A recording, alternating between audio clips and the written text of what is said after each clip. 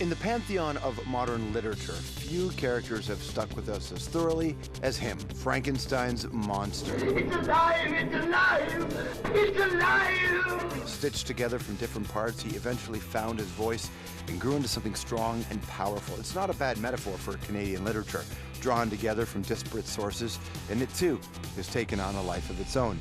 A big reason why is Margaret Atwood. From Surfacing to A Handmaid's Tale, she is one of our most gifted storytellers. In 1966, Margaret wrote a poem, Speeches for Dr. Frankenstein, and ever the forward thinker, she's just released it as an ebook and as an app. She's also celebrating the 40th anniversary of one of her seminal works, Survival. It's a guide to Canadian literature that asks an important question: what is it that makes a Canadian story Canadian? Please welcome back to the program, Margaret Atwood!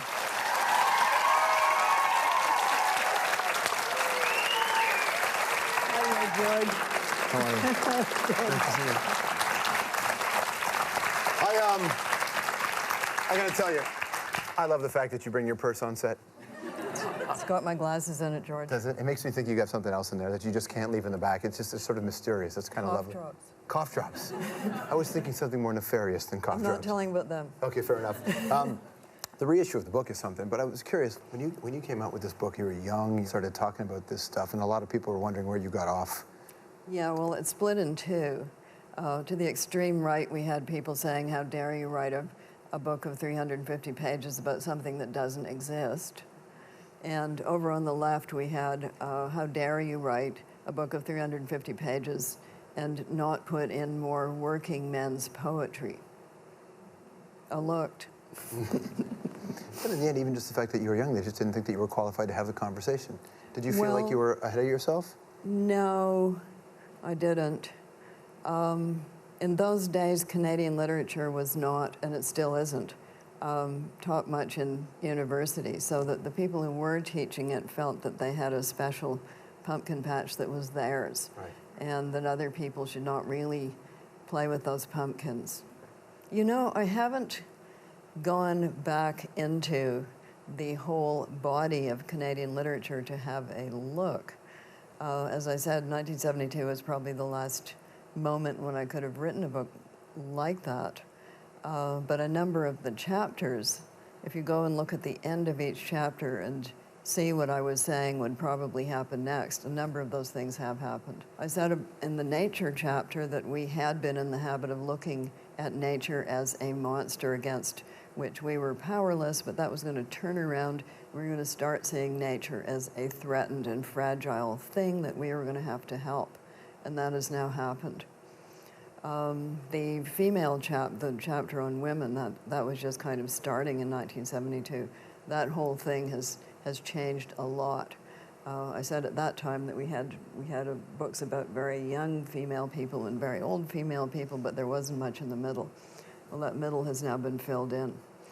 Something that really struck me was this conversation about being lost in Canada, and that this is something that we are as a people in a way, that most people don't really know what Canada is, not just geographically. You know, this has been a topic for a while, but the rest of the world is now catching up to us.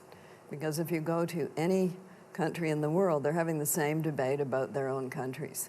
And what does it mean to be British anymore? What is it to be French? Has that changed?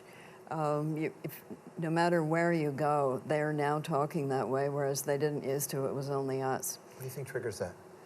I think modernity or post-modernity. I think there's been a lot of people moving around. I think there's been generational turnovers that have shaken old images, who people thought they were, what people thought their country was about. But that's happening everywhere. You hear an awful lot about that, this idea. Like, Don Cherry was on Twitter the other day, and he went off about all these things going on in Toronto. He goes, oh, is this the city we even recognize? And I was like, well, this is just the city that we have. And this is the country that we have, and maybe we'll never really understand it, and that might be okay. Well, there's a reason that he doesn't recognize it. It's called OLD. It's what the younger people are doing that he doesn't recognize. But this happens to everybody in every generation. If you go back and look at the Romans, they were writing about the same thing, young people today. Mm-hmm. But you don't write about that so much. You seem to identify as a younger person, not as a Don Cherry. You're younger than he is, but you identify. I think you are. I'm pretty sure you are. Really? Yeah. but you don't seem to be caught up in that. You don't seem to be feeling disconnected from modernity. No, not particularly. You Why do you want to think know that why is? not? I don't know. I think probably because I'm very curious about it. So I dabble in it. I dabble in modernity. What has your dabbling taught you? What's the residue from that? Dabbling? Yeah. Well, we could talk about various different technologies. We could talk about people's worries. People have a lot of worries today that are different from the worries that they used to have. Young people have a lot of worries, quite rightly so. What are zombies really about? We could talk about that. Well, but then you have to figure out, are zombies actually the undead, or is it just an infection, some sort of virus? It gets really scary. Okay, today's zombies. Yeah. Today's zombies changed from yesterday's zombies in 1968 with Night of the Living Dead first version. But the pre-1968 zombie was the Haitian variety of zombie. And there was none of this getting infected because they bit you stuff.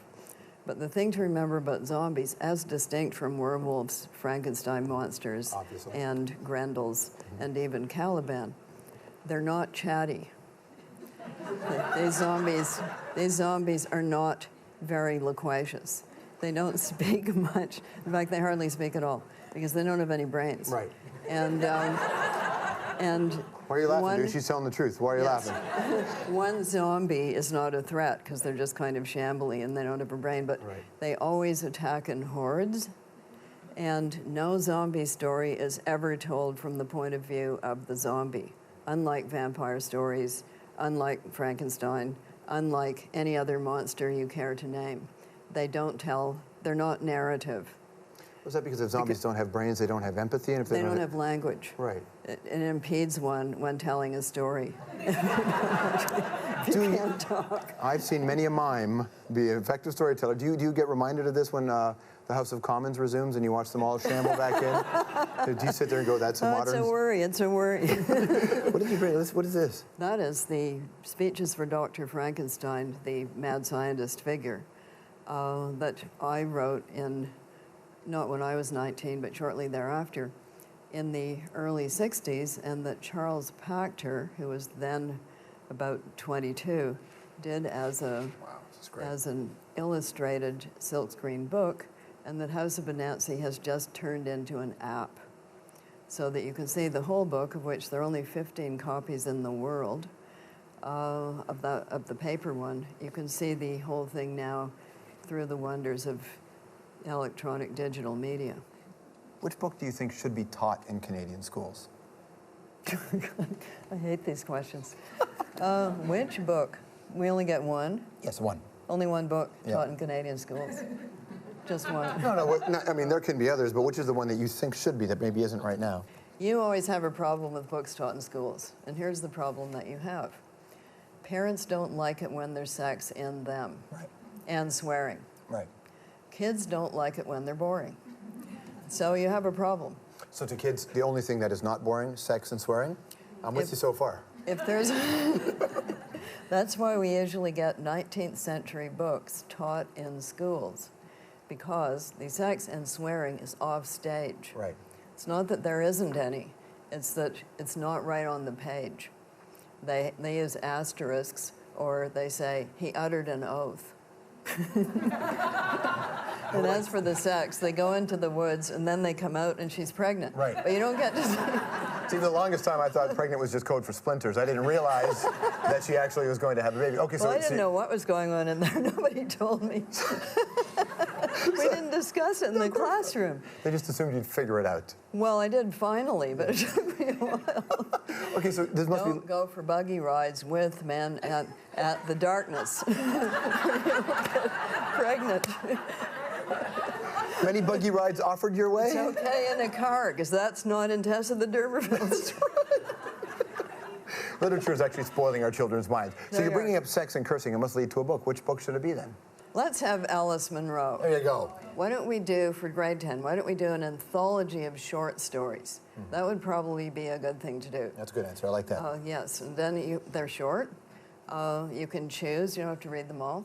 And You get a sampling of what's you can out have there. a sampling. And a lot of them don't have sex and swearing in them because they're too short. I just want you to know that if it were possible, I would ask you to marry me. Margaret Atwood, everybody. Good thing. But you're single. You're amazing. Thank you. One promo.